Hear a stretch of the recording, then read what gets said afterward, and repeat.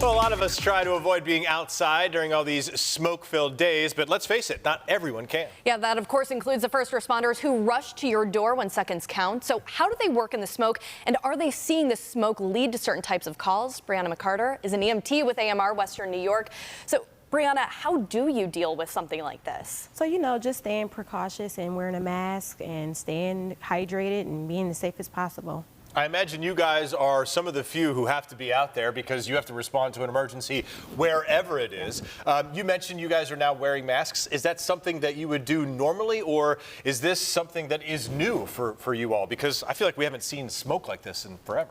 Yeah, I feel like it's nothing different for us. Depending on what type of cause you're taking, you may need to wear a mask. So we're kind of used to it by now. It is nice because you do have those at your disposal. Yes. I can imagine you're also recommending that people, especially those with underlying conditions, we of course have been talking about those with lung disease, asthma, they should probably be wearing them as well, right? Yes, they should be wearing them as well. They should be keeping their doors and their windows closed. If you are running the air conditioner, we recommend that you are running it in recirculation mode, so that way the air is not coming from outside and into your home. Mm-hmm.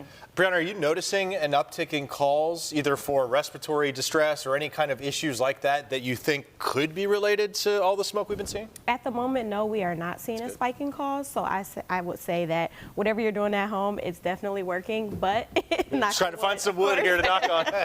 But if you do need to call 911, please do not hesitate. We will be there to help you out for anything that you may need.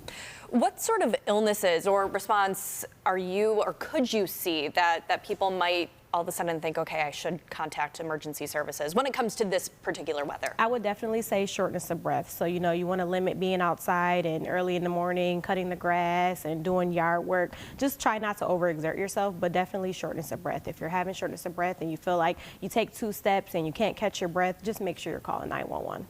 Are there any other symptoms that people may need to be aware of, particularly those who may be immunocompromised if they have a respiratory illness as it already? Beyond the shortness of breath, are there anything else that people are, they want to stay in their houses, maybe they're noticing something different? Anything else they need to be keeping an eye on? Just that if you're not feeling well, if something feels off, make sure you're just getting checked out and seeing a primary provider. Just feeling off in general. I'm glad you said that because we've been talking today. We heard Patrick Ryan and I were talking the other day, or just earlier today. It's almost like we kind of have like a headache and you feel a little sluggish.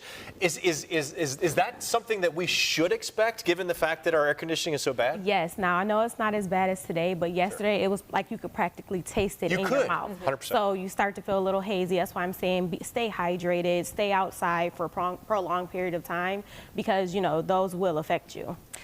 You guys are working long hours in these conditions. Yes. I know that you said that you're wearing a mask. What are other ways that you are kind of keeping yourself safe? Or are you taking a moment every now and then to just check yourself and think, okay, how am I feeling? Am I feeling this way or that way?